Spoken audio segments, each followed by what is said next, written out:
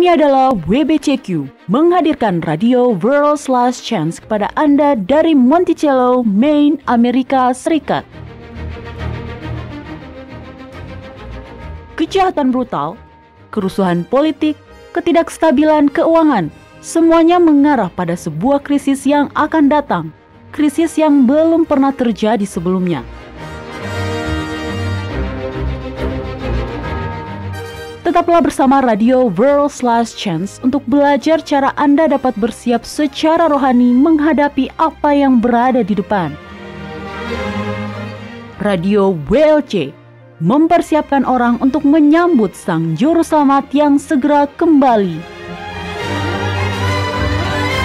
Halo, selamat datang di Radio WLC. Saya pembawa acara Anda, Mario Nugraha. Dan saya Doni Alexander. Terima kasih para pendengar karena telah bergabung dengan kami pada hari ini. Nah, para pendengar, jika Anda sudah mendengarkan siaran kami sebelumnya, Anda tahu bahwa di WLC kami lebih suka menggunakan nama pribadi Sang Pencipta, yaitu Yahweh atau Yah. Itu sebenarnya nama yang digunakan di seluruh perjanjian lama. Hanya saja, dalam terjemahan modern kita, nama tersebut telah disembunyikan dengan cara diganti dengan gelar-gelar umum seperti Tuhan atau Allah. Ya. Nah, di dalam bahasa Ibrani terdapat juga gelar-gelar umum.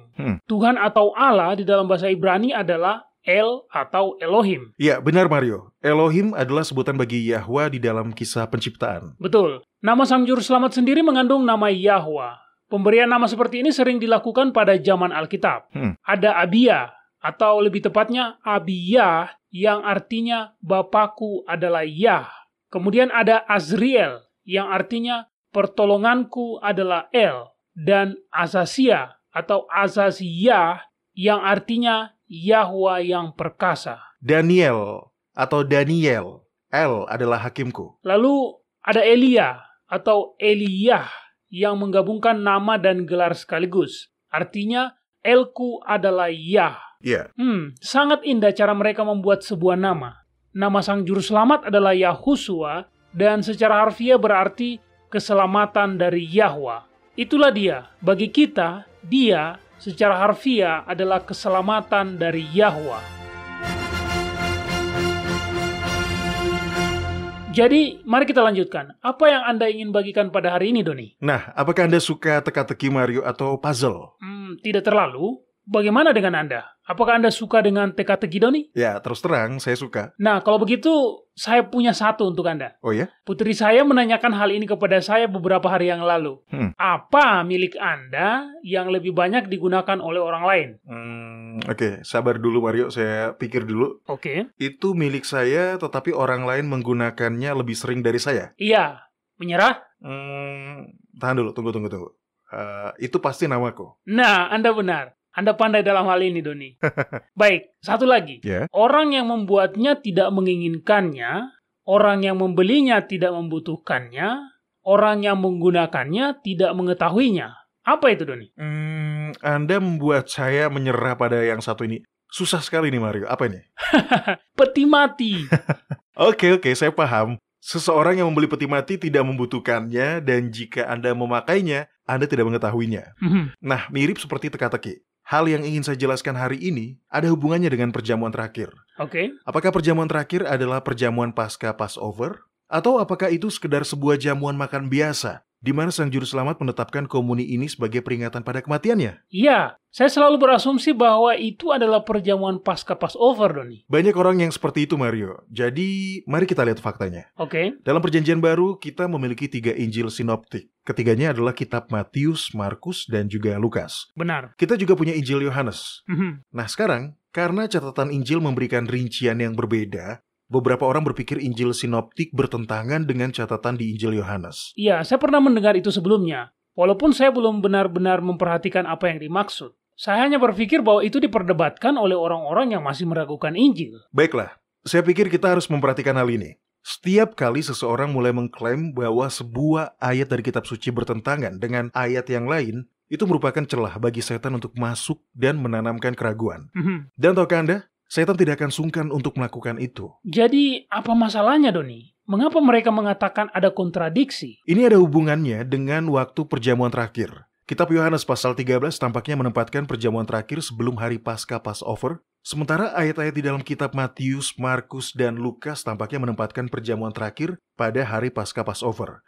Saya telah mencetak sejumlah ayat di sini untuk menghemat waktu kita, jadi Anda tidak perlu terlalu sering membolak-balik Alkitab, Mario. Oke. Nah, silakan baca mulai dari ayat yang paling atas. Ini dari kitab Yohanes pasal 13. Apa yang dikatakan di situ, Mario? Sementara itu, sebelum hari raya Paskah Passover dimulai, Yahusua telah tahu bahwa saatnya sudah tiba untuk beralih dari dunia ini kepada Bapa. Sama seperti ia senantiasa mengasihi murid-muridnya, demikianlah sekarang ia mengasihi mereka sampai kepada kesudahannya. Dan saat makan malam sudah selesai, Yahusua mulai membasuh kaki murid-muridnya. Ya. Oke, Doni, saya tidak melihat ada masalah di sini. Nah, perhatikan kalimat pertama. Sebelum hari raya Paskah Passover dimulai. Mario, seperti yang kita semua tahu, keterangan dalam kalimat pertama ini langsung diikuti dengan pembasuhan kaki para murid yang dilakukan oleh Yahusua. Dan itu terjadi pada waktu perjamuan terakhir. Sekarang, mari kita baca dari Injil Sinoptik, kitab Matius, Markus, dan Lukas. Apa yang mereka katakan?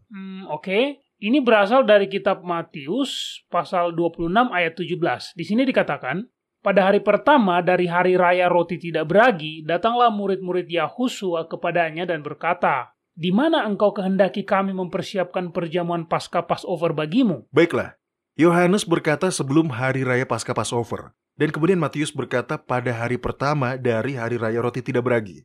Oke, sekarang tolong baca apa yang Markus katakan. Kitab Markus pasal 14 ayat 1 mengatakan, hari raya Paskah dan hari raya roti tidak beragi akan mulai 2 hari lagi. Nah, ayat ini tidak begitu jelas. Anda harus membacanya dalam konteksnya, dan begitu Anda melihatnya sesuai konteksnya, masalahnya menjadi jelas.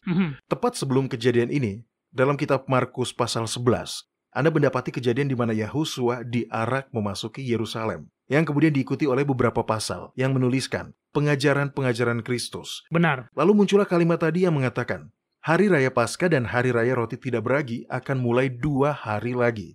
Nah, peristiwa berikutnya yang tertulis adalah pengurapan Kristus di Betania, di rumah Simon si penderita kusta. Jadi Anda punya beberapa hari yang benar-benar penuh dengan aktivitas di sini. Oke, bagaimana dengan Lukas? Apa yang Lukas katakan? Kitab Lukas pasal 22 ayat 7-9 mengatakan, maka tibalah hari raya roti tidak beragi, yaitu hari di mana orang harus menyembeli domba Paskah. Lalu Yahusua menyuruh Petrus dan Yohanes katanya, pergilah, persiapkanlah perjamuan Paskah bagi kita supaya kita makan. Kata mereka kepadanya, di manakah engkau kehendaki kami mempersiapkannya? Jadi, disinilah kita mendapatkan apa yang tampak sebagai kontradiksi dalam catatan Injil. Dan itulah mengapa begitu banyak orang yang bingung dengan hal ini. Iya, kedengarannya kontradiktif. Ya. Tapi Anda mengatakan ini tidak kontradiktif. Tidak, kebenaran tidak pernah bertentangan dengan dirinya sendiri. Jangan biarkan setan menanamkan keraguan. Oke. Jika Anda menemukan sesuatu yang tampak kontradiktif, ya itu berarti pemahaman Anda belum lengkap, atau Anda telah salah berasumsi pada suatu titik. Karena ketika Anda menggali lebih dalam, Anda akan menemukan bahwa kebenaran selalu selaras. Dan itu juga yang terjadi dengan hal ini. Orang-orang percaya bahwa perjamuan terakhir adalah perjamuan Paskah Passover. Dan itu disebabkan karena sebuah asumsi lama yang menganggap bahwa hari orang Ibrani dimulai saat matahari terbenam, dan bukan saat fajar. Oh, jadi saya paham sekarang. Karena jika Sang Juru Selamat disalibkan pada hari ke-6 dalam sebuah minggu, dan kitab suci memang berkata demikian, maka jika hari itu dimulai pada saat matahari terbenam, maka malam sebelumnya secara teknis akan dianggap sebagai hari Paskah Passover. Iya, benar.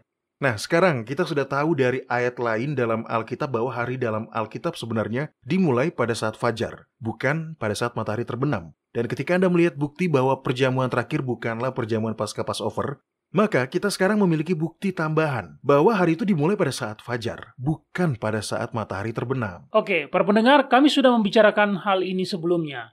Jika Anda melewatkan program itu, Anda masih dapat mendengarkannya. Buka saja situs web kami, klik ikon radio WLC, pilih bahasa Indonesia, dan carilah program yang berjudul Menurut Kitab Suci, Kapankah Hari Dimulai? Anda juga dapat menonton videonya di channel YouTube WLC. Ketika Anda mengetahui bahwa hari dalam kitab suci dimulai pada saat fajar, maka akan segera menjadi jelas bahwa jika Sang Juru Selamat dibunuh pada hari Paskah Passover, dan memang begitulah faktanya, maka perjamuan terakhir tersebut tidak mungkin terjadi pada hari Paskah Passover. Baik, Tetapi bagi mereka yang belum memiliki kesempatan untuk meneliti kapan hari dimulai, dalam kondisi itu berasumsi bahwa perjamuan terakhir terjadi di hari pasca Passover tetaplah menjadi sebuah masalah. Pertama, keempat Injil mengacu pada hari penyaliban sebagai hari persiapan. Betulkah? Iya, jadi ini menunjukkan bahwa perjamuan malam pasca Passover yang harus dipersiapkan pada saat itu belumlah disantap. Banyak pemelihara Sabat saat ini yang merujuk hari ke-6 dalam sebuah mingguan Alkitab sebagai hari persiapan. Nah, dengan kata lain, itu adalah hari di mana Anda mempersiapkan hari Sabat. Benar, begitulah yang kami lakukan di rumah kami, Doni. Ya, kami juga sebenarnya seperti itu. Tapi pada zaman Alkitab mereka tidak menjalani hari ke-6 seperti itu. Dalam kitab suci, hari ke-6 disebut sebagai hari persiapan, tercatat hanya untuk tanggal 14 Abib atau pada hari pasca Passover. Sekarang, kita tahu dari kitab Keluaran pasal 12 bahwa perjamuan pasca Passover dimakan pada malam hari. Sehingga hari ketika mereka bersiap-siap untuk pasca Passover disebut sebagai hari persiapan. Oke, mari kita lihat ayat-ayat dalam Injil yang merujuk pada hari penyaliban sebagai hari persiapan. Baik, sebenarnya itu sudah ada di dalam kertas yang saya print itu, Mario. Nah, ini dia. Nah, silakan dibaca, Mario. Baiklah, kitab Matius pasal 27 ayat 62 mengatakan, keesokan harinya, yaitu sesudah hari persiapan, datanglah imam-imam kepala dan orang-orang Farisi bersama-sama menghadap Pilatus. Jadi saat itulah mereka meminta Pilatus untuk menjaga makam sampai hari ketiga. Benar. Nah, orang Yahudi sama seperti orang Romawi, menghitung secara inklusif. Jadi hari pertama adalah hari persiapan, yaitu waktu di mana Yahusua mati dan dikuburkan. Hari kedua adalah Sabat hari ke-7. Dan hari ketiga sebenarnya adalah hari pertama dalam minggu itu ketika Yahusua dibangkitkan. Oke, silakan lanjut bacakan lagi, Mario. Apa berikutnya? Kitab Markus pasal 15 ayat 42 hingga 43. Sementara itu, hari mulai malam, dan hari itu adalah hari persiapan, yaitu hari menjelang Sabat. Karena itu, Yusuf, orang Arimatea, memberanikan diri menghadap Pilatus dan meminta mayat Yahusua. Mario dan para pendengar, Anda lihat, itu sudah sangat jelas. Hari persiapan adalah hari sebelum hari Sabat. Benar. Oke. Kitab Lukas pasal 23 ayat 53 hingga 54. Bagian ini berbicara tentang penguburan Kristus. Di sini dikatakan, dan sesudah ia menurunkan mayat itu, ia mengapaninya dengan kain lenan, lalu membaringkannya di dalam kubur yang digali di dalam bukit batu, di mana belum pernah dibaringkan mayat. Hari itu adalah hari persiapan dan Sabat hampir mulai. Ini menarik. Kitab Yohanes pasal 19 ayat 31 juga menuliskan sangat jelas. Di sini dikatakan, karena hari itu hari persiapan dan supaya pada hari Sabat mayat-mayat itu tidak tinggal tergantung pada kayu salib, sebab Sabat itu adalah hari yang besar, maka datanglah orang-orang Yahudi kepada Pilatus dan meminta kepadanya supaya kaki orang-orang itu dipatahkan dan mayat-mayatnya diturunkan. Jadi, dalam setiap ayat itu, kita mendapati hari setelah perjamuan terakhir adalah hari persiapan. Persiapan untuk apa? Untuk pasca Passover. Nah, Mario dan para pendengar, lihat, seluruh alasan mayat itu harus diturunkan dengan cepat dari salib adalah karena hari itu adalah hari persiapan untuk perjamuan malam pasca Passover. Dan juga karena keesokan harinya, yaitu hari pertama dari Hari Raya Roti Tidak Beragi, adalah Sabat yang besar. Dan perjamuan terakhir dimakan sehari sebelum Yahusua disalibkan. Jadi yang Anda maksud adalah, jika seandainya perjamuan terakhir adalah perjamuan pasca Passover, maka hari berikutnya tidak akan berulang kali disebut sebagai hari persiapan. Iya, tepat. Tapi masih ada lagi. Apakah Anda ingat apa yang dikatakan Yohanes Pembaptis ketika dia pertama kali melihat Kristus? Nah, bagaimana dia mendeskripsikannya? Dia berkata, lihat, Anak domba Yahwa yang menghapus dosa dunia. Ya, benar. Sekarang, jika perjamuan terakhir telah dimakan pada saat perjamuan pasca Passover resmi yang sebenarnya, maka simbolisme indah Yahusua sebagai anak domba Yahwa yang menghapus dosa dunia akan hilang. Simbolisme yang indah di mana darah Yahusua dilambangkan sebagai darah anak domba pasca Passover yang olehnya kita diselamatkan akan menjadi hilang ketika dia tidak mati pada waktu pengorbanan petang pada hari pasca Passover. Ya, saya belum pernah benar-benar memikirkannya seperti itu, tapi itu sangat masuk akal. Wow, indah sekali. Kita akan istirahat dulu sejenak, dan ketika kita kembali, kita akan membicarakan hal ini lagi. Para pendengar, kami segera kembali.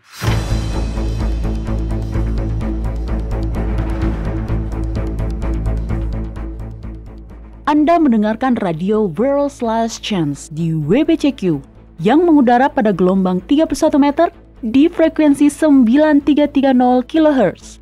Radio World's Last Chance, mempersiapkan orang untuk menyambut Sang Juru Selamat yang segera kembali.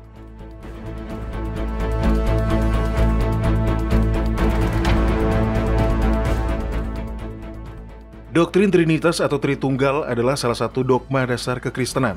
Dengan hanya sedikit pengecualian, sebagian besar dunia Kristen percaya pada ketuhanan Tritunggal. Doktrin ini sudah tersebar luas, sehingga beberapa denominasi yang menolaknya tidak dipandang lagi oleh orang lain sebagai pengikut agama Kristen yang sebenarnya. Fakta yang benar-benar mencengangkan adalah bahwa ketuhanan Tritunggal sama sekali tidak didukung oleh kitab suci. Doktrin ini berasal dari paham penyembah berhala kuno. Satu-satunya ayat kitab suci yang mengacu pada ketuhanan Tritunggal telah terbukti adalah merupakan ayat tambahan yang baru dimasukkan hampir 1000 tahun setelah Kristus. Untuk mempelajari kebenaran tentang ajaran ini, kunjungi worldslastchance.com dan klik ikon radio WLC.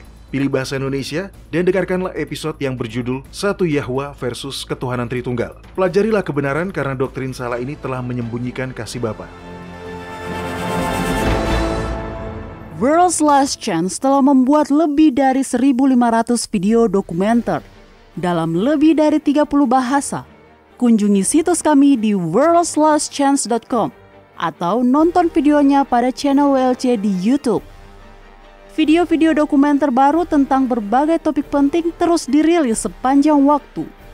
Mulailah menontonnya dan pelajarilah kebenaran selama Anda masih memiliki kesempatan di worldslastchance.com.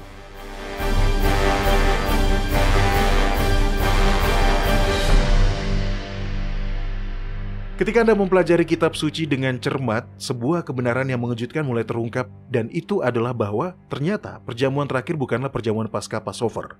Sekarang, kita tidak punya waktu untuk membahas lebih detail tentang catatan yang diduga kontradiktif tentang waktu perjamuan terakhir seperti yang diberikan dalam kitab Injil. Tetapi saya ingin menegaskan ulang bahwa kebenaran tidak bertentangan dengan dirinya sendiri. Oke, mari kita rencanakan di program mendatang untuk membahas ayat-ayat tersebut, Doni. Tolong masukkan dalam rencana program selanjutnya. Saya sendiri ingin mengetahui bagaimana penjelasan atas itu semua. Baik, kita akan membahasnya secara detail pada program selanjutnya. Cukup ketahui bahwa ada sebuah penjelasan yang sangat logis dan masuk akal terkait hal itu, dan yang paling penting, penjelasan itu tidak bertentangan dengan Alkitab.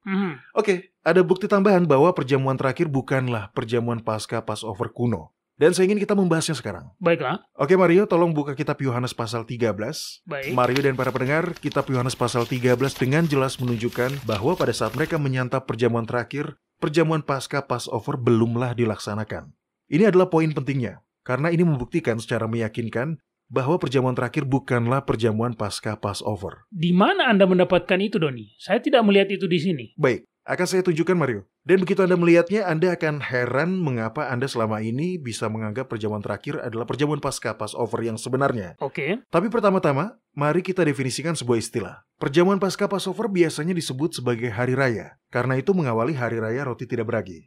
Nah sekarang, pada perjamuan terakhir, Anda pasti ingat, Yahusua mengumumkan bahwa salah satu dari 12 muridnya akan mengkhianatinya. Hal itu membuat para murid tidak nyaman dan merasa bingung. Iya. Mari kita baca perihal tersebut, mulailah dari kitab Yohanes pasal 13 ayat 23 dan setelahnya. Baiklah, di sini dikatakan, seorang di antara murid Yahusua, yaitu murid yang dikasihinya, bersandar dekat kepadanya, di sebelah kanannya. Kepada murid itu, Simon Petrus memberi isyarat dan berkata, "Tanyalah siapa yang dimaksudkannya." Murid yang duduk dekat Yahusua itu berpaling dan berkata kepadanya, "Tuan, siapakah itu?" Jawab Yahusua, "Dialah itu yang kepadanya aku akan memberikan roti sesudah aku mencelupkannya." Sesudah berkata demikian, ia mengambil roti, mencelupkannya, dan memberikannya kepada Yudas, anak Simon Iskariot. Pada saat ini, Yudas telah sepenuhnya bertekad untuk mengkhianati Sang Juru Selamat.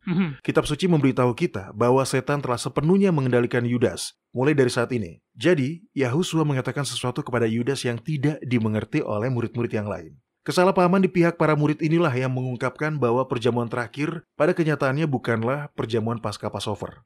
Oke, di kertas itu saya telah mencetak 3 ayat berikutnya. Dari kitab Yohanes pasal 13 ayat 27 sampai 29. Dalam 4 versi yang berbeda. Nah, tolong bacakan semuanya Mario. Baiklah, mari kita lihat di sini.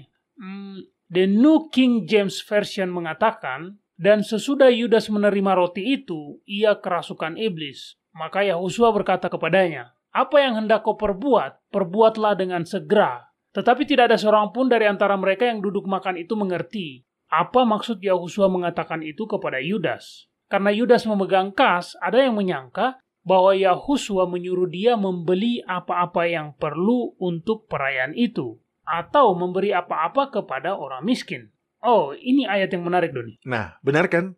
Oke, selanjutnya apa, Mario? Baca saja ayat 29, itu sudah cukup. Baiklah, versi King James mengatakan, karena Yudas memegang kas, ada yang menyangka bahwa Yahusua menyuruh dia membeli apa-apa yang akan diperlukan untuk menghadapi perayaan itu. Oke, lanjut. The New American Standard Bible mengatakan, ada yang menyangka karena Yudas memegang kas, bahwa Yahusua menyuruh dia membeli apa-apa yang dibutuhkan untuk perayaan itu. Nah, yang terakhir, Complete Jewish Bible mengatakan, ada yang menyangka bahwa karena Yudas bertanggung jawab pada kas, maka Yahusua menyuruh dia membeli hal-hal yang dibutuhkan untuk perayaan itu. Nah, Mario dan para pendengar, jika mereka baru saja menyelesaikan perjamuan Paskah Passover, akankah para murid mengira Yahusua meminta Yudas untuk membeli sesuatu untuk perjamuan Paskah Passover? Tidak, tentu saja tidak. Dan Anda benar, saya menjadi heran mengapa saya tidak pernah melihat dan menyadari hal ini sebelumnya. Masih ada lagi, Mario. Dalam budaya Ibrani, ragi adalah simbol dosa. Hal ini sudah berlangsung dari masa keluaran sampai hari ini. Mereka yang merayakan Hari Raya Roti Tidak Beragi akan membuang semua ragi dari rumah mereka selama minggu itu. Ya, saya suka dengan simbol. Anda dapat mengemas lebih banyak makna ke dalam sebuah simbol. Ambillah ragi ini sebagai contoh. Putri sulung saya telah belajar cara memanggang roti. Saya tentu saja telah menikmati hasil kerja kerasnya. Bahkan mungkin saya sedikit berlebihan memakannya. Ya, Anda selalu dapat membawanya beberapa ke tempat kerja sebagai makanan selingan. Saya juga suka roti buatan sendiri. Ya, dia menjadi semakin baik dalam melakukannya, selama dia tidak menggunakan garam sebagai pengganti gula. Yeah. Nah, karena itu saya jadi tahu bahwa tidak perlu banyak ragi untuk mengubah semangkuk besar adonan. Yeah. Itu adalah sebuah simbol dosa yang besar, karena bahkan hanya dengan satu dosa kecil yang dibiarkan dan melekat, dapat menuntun pada pemberontakan yang lebih besar lagi. Iya, benar. Itu adalah ilustrasi yang bagus tentang dosa. Ragi juga merupakan simbol dari ajaran yang salah, yang tentu saja dapat menyebabkan dosa. Yahusua sendiri juga menggunakan ragi sebagai simbol dengan cara ini. Nah, Mario silakan baca kitab Matius pasal 16. Mulailah dari ayat 6. Mari kita membacanya sesuai konteks. Yahusua berkata kepada mereka, berjaga-jagalah dan waspadalah terhadap ragi orang Farisi dan Saduki. Maka mereka berfikir-fikir dan seorang berkata kepada yang lain, itu dikatakannya karena kita tidak membawa roti. Tapi Yahusua mengetahui apa yang mereka perbincangkan, lalu berkata, belum jugakah kamu mengerti? Waspadalah terhadap ragi orang Farisi dan Saduki.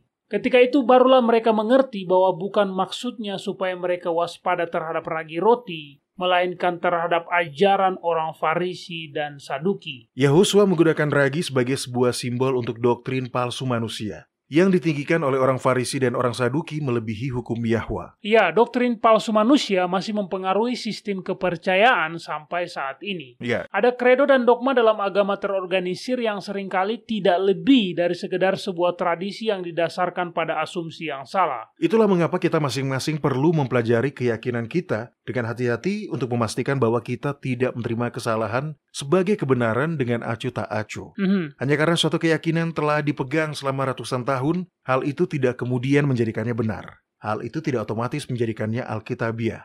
Jika Anda ingin mengetahui kebenaran, seluruh kebenaran dan hanya kebenaran, maka Anda harus memeriksa sendiri keyakinan-keyakinan Anda. Apakah sudah sesuai dengan kitab suci atau tidak? Benar. Baik, kembali ke perjamuan terakhir. Sekali lagi, ragi harus disingkirkan dari rumah pada hari persiapan atau pada tanggal 14 Abib. Ya, dan seperti yang kita sudah bahas sebelumnya, itu adalah hari penyaliban Kristus. Hari di mana perjamuan Paskah Passover disantap pada waktu malam. Iya, benar. Sekarang kita tahu bahwa daging domba Paskah Passover selalu disantap dengan roti tidak beragi. Benar. Itu adalah sebuah simbol yang indah dari Yahusua, sang roti hidup yang tidak mengenal dosa. Jadi apa arti dari hal itu bagi kita, Mario? Nah, jika perjamuan terakhir sebenarnya adalah perjamuan Paskah Passover, maka roti yang mereka makan pada saat perjamuan terakhir itu haruslah roti yang tidak beragi, ya kan? Ya, tepat.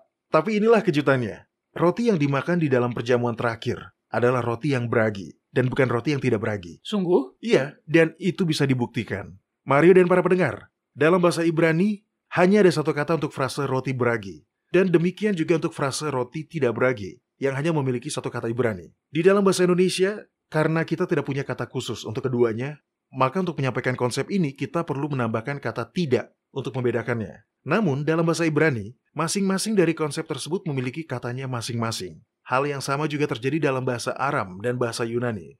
Dalam bahasa Ibrani, roti tidak beragi adalah matzah. Roti beragi adalah lehem. Dalam bahasa Aram, roti tidak beragi adalah patire. Sedangkan roti beragi adalah lakma. Dan dalam bahasa Yunani, roti tidak beragi adalah azumos. Sedangkan roti dengan ragi adalah artos. Oh, kata-katanya benar-benar berbeda. Iya, benar. Dan karena itulah hal ini menjadi menarik. Ketika berbicara tentang Hari Raya Roti Tidak Beragi, selalu dan tanpa terkecuali, Alkitab menggunakan kata untuk roti tanpa ragi. Roti yang tidak dibumbui ragi. Di dalam Perjanjian Lama? Iya, di dalam Perjanjian Lama dan Baru. Setiap kali disebutkan Hari Raya Roti Tidak Beragi, maka kata yang selalu digunakan adalah kata untuk roti tanpa ragi. Jadi dengan kata lain, Anda mengatakan bahwa jika perjamuan terakhir adalah Paskah Passover, maka kata-kata dalam bahasa Aram dan Yunani yang mengacu pada roti yang dibagi-bagikan oleh Sang Juru Selamat kepada para murid adalah kata-kata yang sama yang digunakan untuk roti tidak beragi. Iya, benar. Anda sudah mengerti. Nah, sekarang ketika Anda kembali dan melihat, setiap kali Perjanjian Baru menyebutkan roti yang dimakan pada perjamuan terakhir, maka akan selalu menggunakan kata untuk roti beragi, roti yang dibumbui ragi. Betulkah? Mari kita lihat ayat-ayat tersebut. Mari kita mulai dengan kitab Matius, pasal 26 ayat 26. Apa yang dikatakan di situ, Mario? Dan ketika mereka sedang makan, Yahusua mengambil roti, mengucap berkat, dan memecah-mecahkannya, lalu memberikannya kepada murid-muridnya dan berkata, "Ambillah, makanlah, inilah tubuhku." Jadi, Doni, Anda mengatakan bahwa ini adalah roti beragi. Iya, carilah kata roti dalam kamus konkordansi Alkitab. Maka Anda akan menemukan bahwa kata aslinya adalah artos atau roti beragi, roti dengan ragi.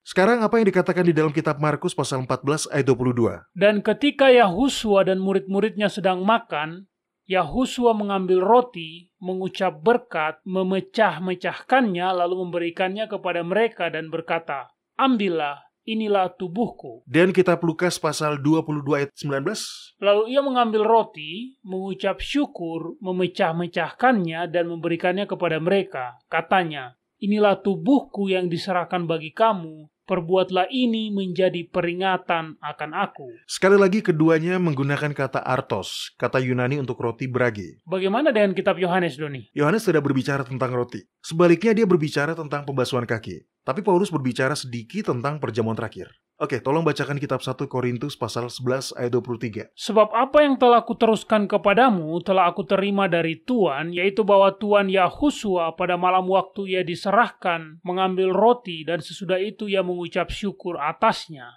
Ia memecah-mecahkannya dan berkata, 'Inilah tubuhku yang diserahkan bagi kamu, perbuatlah ini menjadi peringatan akan aku.'" Wow, Paulus juga. Iya, Paulus juga menuliskan hal yang sama. Kisahnya sesuai dengan pilihan kata dalam kitab Injil. Roti yang digunakan adalah roti beragi. Baik, Mario, teruslah membaca kitab 1 Korintus tadi. Sekarang baca ayat 26-28 dan setiap kali Anda membaca kata roti, sadarilah bahwa Paulus menggunakan kata untuk roti beragi. Baik, di sini dikatakan, "Sebab setiap kali kamu makan roti ini dan minum cawan ini, kamu memberitakan kematian Tuhan sampai ia datang. Jadi barang siapa dengan cara tidak layak makan roti atau minum cawan Tuhan, ia bersalah terhadap tubuh dan darah Tuhan. Karena itu hendaklah tiap-tiap orang menguji dirinya sendiri, dan baru sesudah itu ia makan roti dan minum dari cawan itu." Jadi, perjamuan terakhir adalah tidak mungkin merupakan perayaan Paskah Passover. Karena jika memang seperti itu, maka roti yang digunakan haruslah roti yang tidak beragi. Sehingga jelaslah bahwa perjamuan terakhir terjadi sehari sebelum Hari Raya Paskah Passover. Oke, saya punya satu pertanyaan singkat, Doni. Mengapa Yahusua menggunakan roti beragi untuk melambangkan dirinya sendiri, sedangkan dia tidak berdosa? Dan ragi adalah simbol dari dosa. Pertama, roti itulah yang mereka miliki saat itu. Meskipun dia pasti bisa meminta agar roti tidak beragi yang disajikan pada saat makan. Kedua, dan ini yang paling penting, adalah simbolisme. Ya, Anda benar. Yahusua tidak berdosa, tapi bacalah kitab 2 Korintus pasal 5 ayat 21 dan lihat apa yang dikatakannya. Baiklah, tunggu sebentar. Nah, ini dia. Di sini dikatakan, "Dia yang tidak mengenal dosa telah dibuatnya menjadi dosa karena kita, supaya dalam Dia kita dibenarkan oleh Yahwa. Yahusua tidak berdosa, tapi dia menanggung dosa kita. Benar. Yahusua tahu bahwa dia akan mati ketika perjamuan Paskah Passover tiba. Perjamuan terakhir adalah makanan terakhirnya sebelum penyalipannya. Dia mati pada hari Paskah Passover, tepat pada saat pengorbanan petang dilakukan. Ini adalah pembunuhan yang sempurna dari apa yang sudah disimbolkan. Dia adalah penggenapan akhir dari semua domba yang dikorbankan sejak kejatuhan manusia. Benar. Paulus memahami simbolisme ini dan dia menjelaskannya dalam kitab 1 Korintus pasal 5 ayat 6-9. Nah, tolong bacakan untuk kita, Mario. Sekali lagi, Yahusua tidak berdosa, tetapi dia menanggung dosa kita dengan menjadi anak domba Yahwa yang menebus dosa-dosa kita. Baik, kitab 1 Korintus pasal 5 ayat 6-8. Di sini dikatakan, kemegahanmu tidak baik. Tidak tahukah kamu bahwa sedikit ragi mengkamiri seluruh adonan? Buanglah ragi yang lama itu, supaya kamu menjadi adonan yang baru. Sebab anak domba Paskah kita juga telah disembelih, yaitu Kristus. Karena itu, marilah kita berpesta, bukan dengan ragi yang lama, bukan pula dengan ragi keburukan dan kejahatan, tetapi dengan roti yang tidak beragi, yaitu kemurnian dan kebenaran. Sekali lagi, Yahusua adalah pengganti kita. Dan sebagai pengganti kita, dia menanggung dosa kita. Hasilnya adalah semua yang percaya padanya bisa diselamatkan. Benar. Kebenarannya yang tak bernoda diberikan secara cuma-cuma kepada semua orang yang mau menerima dengan iman pengorbanannya untuk kita. Inilah inti dari perayaan Paskah Passover. Kita telah di Passover dengan aman, dan tuntutan hukum yang telah dilanggar dibayar dengan darahnya yang tertumpah atas nama kita. Ketika kita makan roti tidak beragi untuk mengenang Yahusua, kita memberitakan kematiannya sampai dia datang. Kita memperingati pemberian terbesar yang pernah diberikan kepada umat manusia. Anak domba Yahwa yang menghapus dosa dunia. Indah, sangat indah. Anda tahu, setiap kali saya membuka Alkitab, selalu ada hal baru untuk dipelajari. Nah, para pendengar, setelah jeda sejenak, kita akan melihat kotak surat harian kita. Jadi, tetaplah di sini.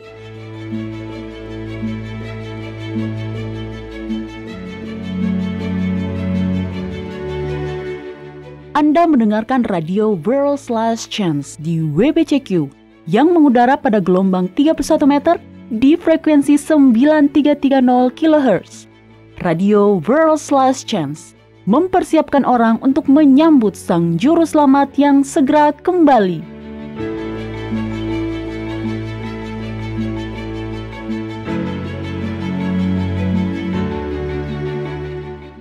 Pernahkah Anda mendengar tentang janji yang terkandung dalam nama Yahwa?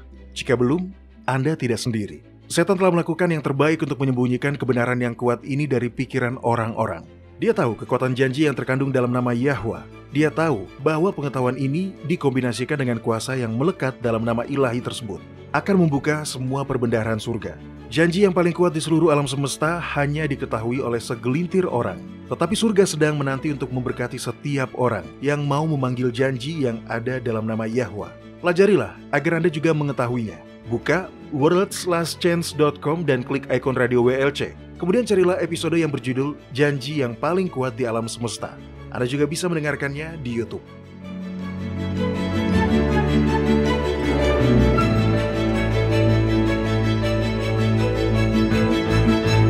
Jika Anda sudah berkomitmen untuk beribadah kepada Yahwa pada hari Sabat kudusnya yang ditentukan dengan kalender lunisolarnya yang ditetapkan pada masa penciptaan, World's Last Chance memiliki aplikasi yang dapat Anda gunakan baik di komputer maupun di smartphone Anda.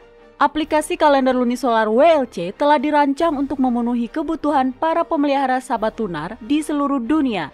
Kunjungilah website kami di worldslastchance.com. dan mulailah menggunakannya hari ini. Anda dapat mengaksesnya secara online dan mengunduhnya ke perangkat Anda atau bahkan memasangnya di website Anda sendiri. Aplikasi kalender lunisolar WLC adalah sebuah bahan yang sangat baik bagi semua orang yang berkomitmen untuk menghormati hari-hari raya Yahwa.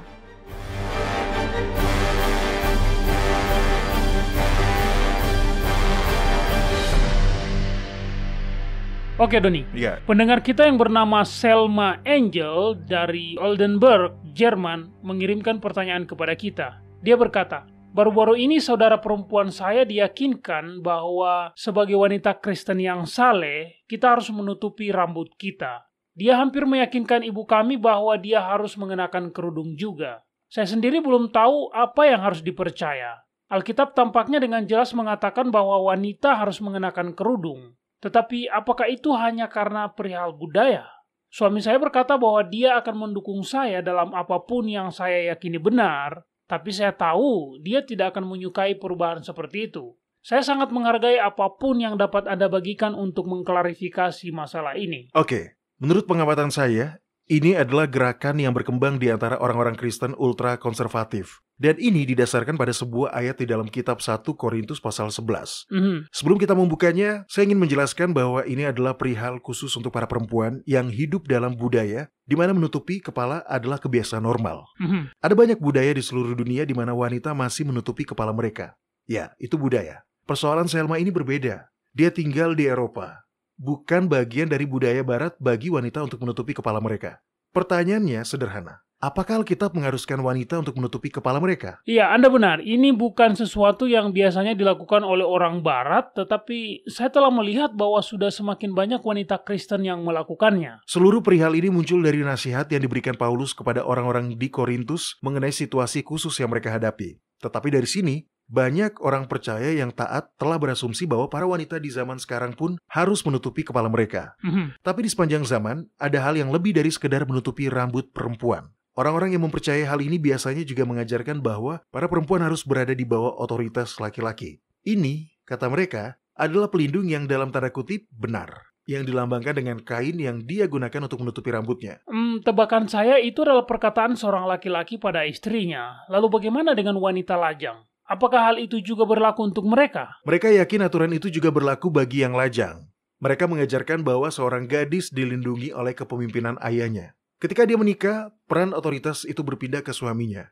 Jika dia tetap tidak menikah, dia masih dibawahi oleh ayahnya. Ini adalah sudut pandang patriarki yang sangat tradisional. Dan sepertinya Anda tidak setuju, Doni, ya kan? Menurut saya ini adalah kesalahan penafsiran pada apa yang dikatakan Paulus dalam perikop ini. Dan ini dapat menyebabkan pelecehan rohani. Oke, mari kita mulai dengan melihat beberapa prinsip Alkitabiah. Mario tolong buka dan bacakan kitab Yehezkiel pasal 14 ayat 20. Oke. Ini adalah prinsip dasar yang harus selalu kita ingat setiap kali memutuskan apakah seseorang dapat, dalam tanda kutip, melindungi atau mempraktikkan otoritas atas orang lain. Baik, di sini dikatakan, dan biarpun Nuh, Daniel, dan Ayub berada di tengah-tengahnya, demi aku yang hidup, demikianlah firman Adonai Yahwa, mereka tidak akan menyelamatkan baik anak laki-laki maupun anak perempuan, melainkan mereka akan menyelamatkan hanya nyawanya sendiri karena kebenaran mereka. Kita tidak boleh memberikan otoritas atas jiwa kita sendiri kepada beberapa manusia lain. Benar. Dan itu terlalu sering terjadi dengan keyakinan bahwa seorang wanita perlu dalam tanda kutip ditutupi oleh otoritas dari kerabatnya yang laki-laki. Mereka akan berargumen bahwa kerabat itu adalah orang yang saleh. Tapi bagaimana jika bukan? Bagaimana jika dia menikah dengan pria yang egois? Atau yang selalu hidup dalam dosa? Iya, tapi ayat tadi mengatakan bahwa sekalipun mereka adalah orang saleh, kita pun tidak boleh mengandalkan mereka. Bahkan jika itu adalah Daniel atau Ayub, dua orang yang sangat saleh. Iya, benar. Karena kita semua bertanggung jawab kepada Yahwa untuk jiwa kita sendiri. Contoh lainnya adalah Deborah. Kita bisa melihat kisahnya di dalam kitab Hakim-Hakim pasal 4. Dia adalah seorang istri, dia juga adalah seorang hakim, dan orang-orang mendengarkan dia. Laki-laki dan perempuan mendengarkan dia. Dia tidak menerima perintah dari suaminya. Dia menerima perintah langsung dari Yahwa. Jadi, jika Paulus tidak mengatakan bahwa wanita harus menutupi rambut mereka atau berada di bawah otoritas seorang pria, lantas apa yang Paulus maksud sebenarnya? Apa interpretasi yang benar dari pasal tersebut, Doni? Baik, mari kita baca dulu kitab 1 Korintus pasal 11, ayat 3-16. Oke, di sini dikatakan, tetapi aku mau supaya kamu mengetahui hal ini, yaitu kepala dari tiap-tiap laki-laki adalah Kristus, kepala dari perempuan adalah laki-laki, dan kepala dari Kristus ialah Yahwa. Tiap-tiap laki-laki yang berdoa atau bernubuat dengan kepala yang bertudung menghina kepalanya. Tetapi tiap-tiap perempuan yang berdoa atau bernubuat dengan kepala yang tidak bertudung menghina kepalanya, sebab ia sama dengan perempuan yang dicukur rambutnya. Sebab jika perempuan tidak mau menudungi kepalanya, maka haruslah ia juga menggunting rambutnya. Tetapi jika bagi perempuan adalah penghinaan bahwa rambutnya digunting atau dicukur, maka haruslah ia menudungi kepalanya. Sebab laki-laki tidak perlu menudungi kepalanya. Ia menyinarkan gambaran dan kemuliaan Yahwa. Tetapi perempuan menyinarkan kemuliaan laki-laki. Sebab laki-laki tidak berasal dari perempuan, tetapi perempuan berasal dari laki-laki. Dan laki-laki tidak diciptakan karena perempuan, tetapi perempuan diciptakan karena laki-laki. Sebab itu, perempuan harus memakai tanda wibawa di kepalanya oleh karena para malaikat. Namun demikian, dalam Yahwa tidak ada perempuan tanpa laki-laki dan tidak ada laki-laki tanpa perempuan. Sebab sama seperti perempuan berasal dari laki-laki, demikian pula laki-laki dilahirkan oleh perempuan dan segala sesuatu berasal dari Yahwa.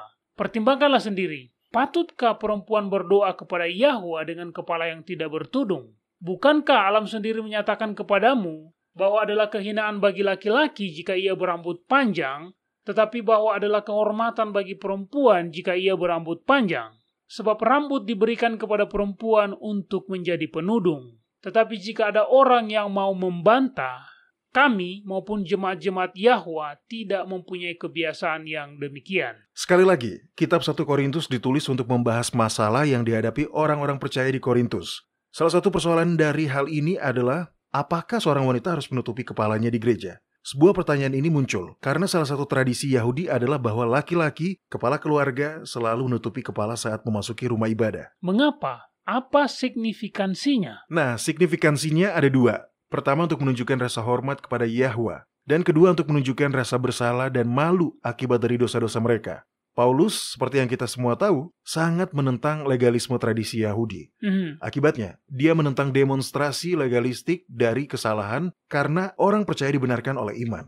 Mereka berdiri di hadapan Yahwa seolah-olah mereka tidak pernah berdosa. Nah, sekarang timbul pertanyaan, lalu bagaimana dengan para wanita? Haruskah mereka berkerudung di dalam gereja atau tidak? Paulus menjawab dengan mengubah situasi menjadi analogi rohani. Sebagai klarifikasi, di ayat 16, Paulus menjawab pertanyaan mereka dengan mengatakan, tetapi, jika ada orang yang mau membantah, atau dengan kata lain jika ada orang yang mau berdebat soal itu, kami, maupun jemaat-jemaat Yahwa, tidak mempunyai kebiasaan yang demikian. Jadi, dia di sini berkata, tidak, Anda tidak harus berkerudung. Tidak ada kebiasaan seperti itu. Jika para wanita ingin melakukannya, baiklah. Itu mungkin kebiasaan mereka. Tetapi tentu saja tidak ada persyaratan bahwa mereka harus melakukannya. Baiklah, tapi maaf, saya belum sepenuhnya paham. Saya belum melihat analogi yang Anda maksud di sini, Doni. Kita tahu bahwa Paulus tidak sedang membahas kerudung atau kain penutup secara fisik ketika dia berbicara tentang seorang wanita yang kepalanya tertutup. Karena Paulus sudah tahu bahwa wanita telah memiliki kerudung. Oke, apa dan di mana, Doni? Di ayat 15 dia berkata, adalah kehormatan bagi perempuan jika ia berambut panjang, sebab rambut diberikan kepada perempuan untuk menjadi penudung. Lantas, apa analoginya? Analoginya di sini adalah bahwa Paulus berbicara tentang kerudung rohani. Kitab Yesaya pasal 30 ayat 1 menyatakan, celakalah anak-anak pemberontak. Demikianlah firman Yahwa, yang mengambil nasihat tapi bukan daripadaku, yang bertudung dengan sebuah kerudung, tetapi bukan dengan rohku, sehingga mereka bisa melakukan dosa demi dosa.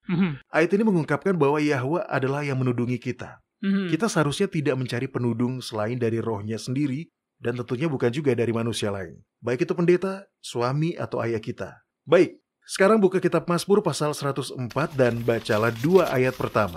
Ini adalah bagian lain yang berbicara tentang penudung dari Yahwa. Pujilah Yahwa, hai jiwaku, o Yahwa Elohku, engkau sangat besar. Engkau yang berpakaian keagungan dan semarak, yang bertudungkan terang seperti kain. Yahwa berpakaian atau bertudung dengan keagungan, semarak, dan juga terang. Dan di mana ada terang, maka di situ tidak akan ada kegelapan atau dosa. Penudung yang dibicarakan oleh Yahwa adalah rohnya, roh terang dan kebenaran. Sekarang dengan pemahaman ini, mari kita kembali membuka dan membaca kitab 1 Korintus pasal 11 ayat 4. Apa yang dikatakan di situ, Mario? Tiap-tiap laki-laki yang berdoa atau bernubuat dengan kepala yang bertudung menghina kepalanya. Paulus berbicara secara simbolis di seluruh ayat ini. Dia tidak mengacu pada kepala fisik seorang laki-laki di sini, karena dia baru saja berkata di ayat 3, aku mau supaya kamu mengetahui hal ini, yaitu kepala dari tiap-tiap laki-laki ialah Kristus. Jadi di sini Paulus hanya berkata, Kristus adalah kepala kita. Jika kita menutupi Kristus sehingga kehadirannya tidak terlihat dalam hidup kita, maka kita sebagai orang Kristen sedang menghina dia. Benar, di dalam kitab Matius pasal 5 ayat 16 dikatakan, demikianlah hendaknya terangmu bercahaya di depan orang, supaya mereka melihat perbuatanmu yang baik dan memuliakan Bapamu yang di sorga. Ya, tepat. Jika orang-orang menggunakan nama Kristus dan mengaku sebagai pengikutnya, tetapi mereka hidup dengan tidak menghormati dia, maka mereka menudungi kemuliaan Yahwa yang akan bersinar melalui mereka. Baik, tapi bagaimana dengan para perempuan, Doni? Di ayat 3, Paulus berkata, kepala dari tiap-tiap laki-laki ialah Kristus. Kepala dari perempuan ialah laki-laki dan kepala dari Kristus ialah Yahwa. Benar. Ini bukanlah sebuah rantai komando karena kita tahu bahwa Yahwa berbagi kemuliaannya dengan sang juru selamat. Meskipun Yahwa adalah kepala dari sang anak. Oleh karena itu, seorang suami yang benar-benar saleh tidak akan memaksakan dan mendominasi istrinya. Dia akan berusaha semaksimal mungkin untuk meninggikannya, untuk memperlakukan dia dengan hormat sebagai pribadi yang sepadan dengannya, sama seperti Yahwa meninggikan Kristus. Benar, kepemimpinan sejati diperoleh melalui kasih yang rela berkorban yang diberikan kepada pribadi yang ditudungi. Begitulah Kristus mengasihi gereja dan begitulah seharusnya seorang laki-laki mengasihi istri mereka. Ya, sekarang wanita menudungi kepala mereka, yaitu suami mereka, melalui kata-kata mereka. Di mana Anda mendapatkan itu, Doni? Dalam kitab Mazmur pasal 140, tolong baca ayat 8-10, Mario. Ya Yahwa Adonaiku, kekuatan keselamatanku, Engkau menudungi kepalaku pada hari pertempuran. Ya Yahwa, jangan penuhi keinginan orang fasik. Orang-orang yang mengelilingi aku meninggikan kepala. Biarlah bencana yang diucapkan mereka menudungi atau menimpa mereka. Jika seorang wanita mengaku sebagai seorang Kristen, namun dengan kata-kata dia mengungkap atau tidak menudungi kepalanya, suaminya, maka itu berarti dia tidak menghormati suaminya itu. Dan dengan tindakan itu, dia tidak menghormati Kristus. Kebanyakan wanita menyukai rambut mereka. Mereka tidak akan pernah rela mencukurnya. Namun dalam analogi Paulus, itulah yang mereka lakukan ketika mereka menggunakan kata-kata mereka untuk bergosip tentang suami mereka, untuk berbicara tidak hormat atau merendahkan mereka dengan cara apapun. Ini mempermalukan suami mereka, dan itu mempermalukan Yahwa. Para istri harus menutupi atau menudungi kelemahan suaminya, bukan mengungkap atau tidak menudungi mereka. Ya, itulah satu-satunya hal yang selalu saya hargai dari istri saya. Ya. Kami pernah berselisih paham, tapi dia selalu sangat berhati-hati untuk tidak bergosip dengan teman-temannya tentang saya di belakangku. Dia setia dan dia selalu berusaha sebaik mungkin ketika dia membicarakan tentang saya kepada teman-teman kami. Saya sangat menghargai dia akan hal itu. Dia menghormati Anda, kepala dalam pernikahannya. Dan dengan bertindak dengan hormat seperti itu, dia menghormati Kristus. Benar. Nah, inilah poin yang dinyatakan Paulus dalam perikop ini. Dia tidak mengatakan bahwa para perempuan harus selalu mengenakan kerudung di atas kepala mereka. Betty Miller, seorang penulis Kristen, melalui tulisannya pernah berkata, satu cara kita dapat membedakan antara ajaran yang salah dan yang benar adalah dengan memeriksa buahnya. Apakah itu membawa kebebasan atau legalisme dan perbudakan?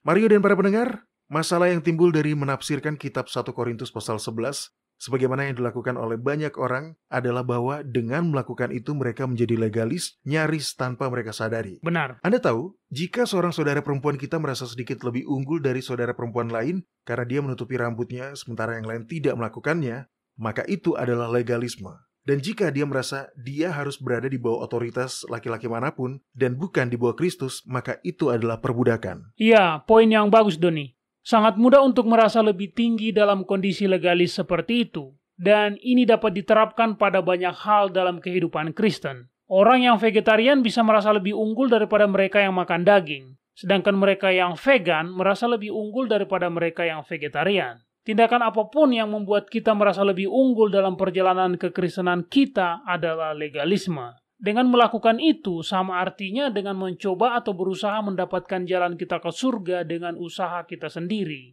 Ketika pada kenyataannya, keselamatan, pembenaran, dan pengudusan adalah semuanya anugerah. Baiklah para pendengar, silakan terus mengirimkan pertanyaan-pertanyaan Anda. Buka worldslastchance.com dan klik hubungi kami. Membaca pesan-pesan dari Anda adalah selalu menyenangkan bagi kami. Anda menyukai apa yang Anda dengar? Kunjungi situs kami di worldslastchance.com untuk mendengarkan episode-episode lain dari program radio kami. Radio World's Last Chance mempersiapkan orang untuk menyambut Sang Juru Selamat yang segera kembali.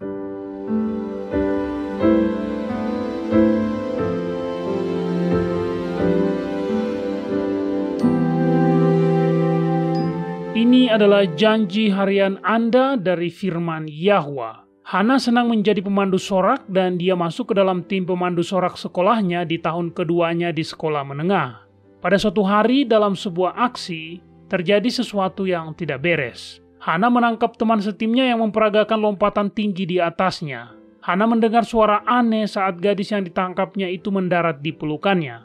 Awalnya semua orang mengira Hana akan segera pulih seperti sedia kala dalam beberapa hari. Tetapi 3 minggu kemudian, Hana sudah sangat kesakitan saat mencoba bergerak. Jadi dia pun memulai serangkaian kunjungan ke dokter, mulai dari ahli bedah sampai ahli terapi fisik. Setelah melakukan pemindaian tulang, 2 kali CT scan, dan 3 kali MRI, dokter tidak dapat menemukan penyebab rasa sakit yang intens dan tanpa henti yang dirasakan Hana. 3 tahun kemudian, Hana dan ibunya Deon mengikuti kelas pendalaman Alkitab. Deon merasa terkesan untuk meminta kelompok itu untuk mendoakan Hana. Mereka pun melakukannya, dan dengan sungguh-sungguh meminta Yahwa untuk memberkati Hana dengan kesembuhan dan menolong keluarga itu untuk menemukan jawaban atas masalah yang sedang Hana alami. Keesokan harinya, Deon mencari spesialis nyeri kronis. Saat mengingat kejadian itu, Deon berkata, "Sewaktu saya menelusuri lusinan nama, saya merasa dituntun untuk mengklik sebuah situs web ahli terapi fisik. Dan di web tersebut dikatakan bahwa sang terapis telah memiliki pengalaman 50 tahun. Di web itu, Deon membaca, jika Anda ingin menghentikan rasa sakit Anda pada sumbernya dan bukan hanya memperkuat otot di sekitarnya, kami adalah ahlinya." Dia pun kemudian segera menelpon untuk membuat janji. Di tempat itu, resepsionis menjelaskan bahwa terapis ahli fisik sudah semi pensiun dan sekarang sedang berlibur di Kepulauan San Juan. Resepsionis pun bertanya apakah Deon mau membuat janji dengan rekannya. Deon pun menolak. Dia merasa terkesan bahwa Hana perlu bertemu dengan pria yang berpengalaman 50 tahun itu. Resepsionis pun mengatakan bahwa dia akan menghubungi sang terapis dan menjelaskan situasinya kepadanya. Para pendengar, sang terapis fisik tersebut ternyata tertarik dengan kasus Hana. Dia segera menjadwalkan janji dengan dia dan mempersingkat liburannya karena Hana akan segera masuk ke universitas. Pada pertemuan tersebut, ahli terapi fisik tersebut mendengarkan Hana selama 1 jam. Lalu dia menjelaskan apa yang terjadi. Otot tendon terlepas dari tulang Anda dan robek. Jaringan yang ada di baliknya sekarang bergesekan dengan tulang dan bergerak maju mundur. Kondisinya seperti menarik simpul pada seutas benang melalui sebuah lubang jarum.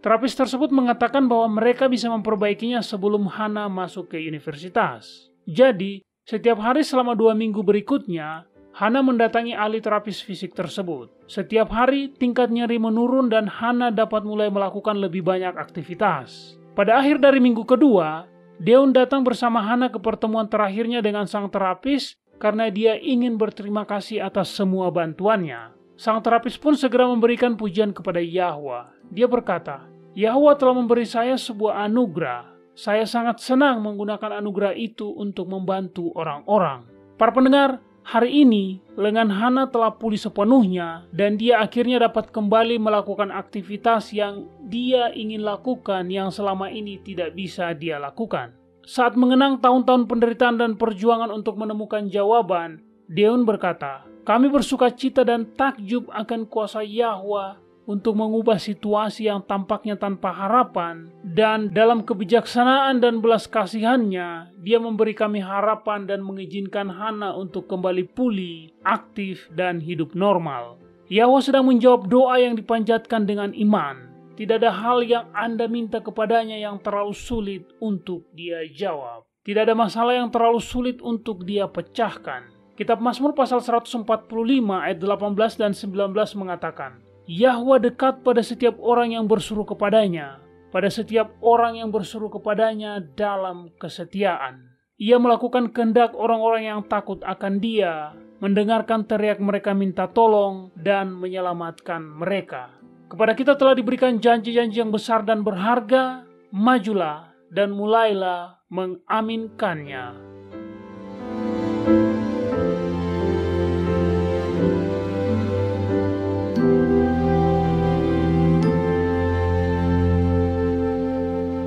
World's Last Chance berdedikasi untuk mempersiapkan orang menyambut Sang Juru Selamat yang segera kembali.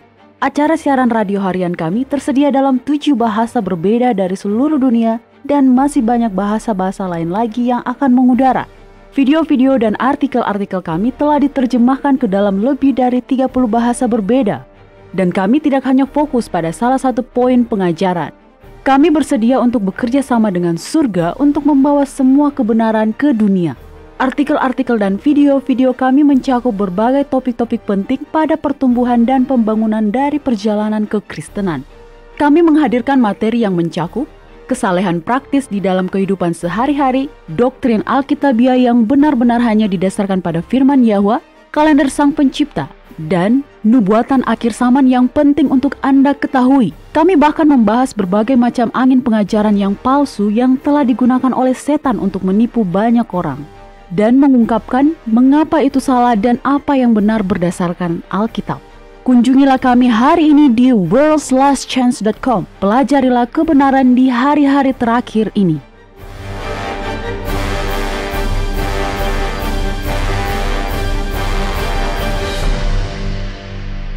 Ya, ini adalah sebuah diskusi yang sangat menarik. Saya heran mengapa saya tidak menyadari hal ini sebelumnya. Nah, Doni, saya punya pertanyaan untuk Anda. Oh ya? Secara tradisional, kita telah menggunakan roti tidak beragi dalam komuni ini. Tetapi jika roti yang digunakan Yahusua benar-benar beragi, maka haruskah kita juga menggunakan roti yang sejenis? Tidak perlu menggunakan roti beragi saat berpartisipasi dalam komuni ini hanya karena Yahusua menggunakan roti beragi.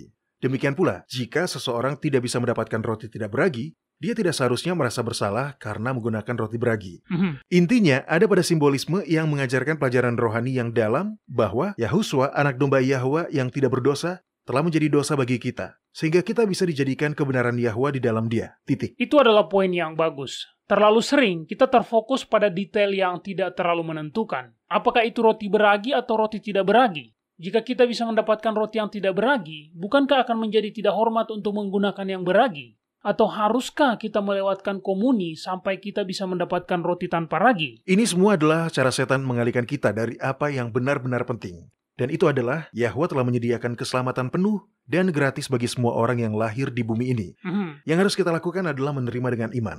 Kemudian, jasa darah Kristus serta jasa dari kehidupannya yang tanpa dosa akan disandangkan pada kita, dan kita dapat berdiri di hadapan Yahwa seolah-olah kita tidak pernah berdosa. Benar, itulah yang harus kita fokuskan. Martin Luther pernah berkata, "Setiap minggu saya mengkhotbahkan pembenaran dengan iman kepada jemaat saya, karena setiap minggu mereka melupakannya." Doni dan para pendengar, kita dibenarkan, dinyatakan benar oleh kasih karunia Yahwa. Itu bukanlah sesuatu yang bisa kita usahakan. Yang bisa kita lakukan hanyalah memilih untuk menerimanya dengan iman. Dan perbuatan kebenaran apapun yang kemudian kita lakukan adalah merupakan buah dari hasil pembenaran itu. Jadi, bukan buah itu yang memberikan kita pembenaran. Selain dari itu adalah bukan Injil Kristus. Itu adalah Injil palsu. Sangat benar. Para pendengar, akhir zaman sudah dekat. Kita tidak punya waktu untuk bermain-main dengan keselamatan kita. Anda tidak bisa mendapatkannya dalam tanda kutip. Anda hanya bisa menerimanya dengan iman. Buatlah pilihan itu hari ini. Itu akan menjadi keputusan terbaik yang pernah Anda buat. Baiklah para pendengar, bergabunglah kembali bersama kami besok. Sampai jumpa dan ingat, Yahwa mengasihi Anda dan Dia aman untuk dipercaya.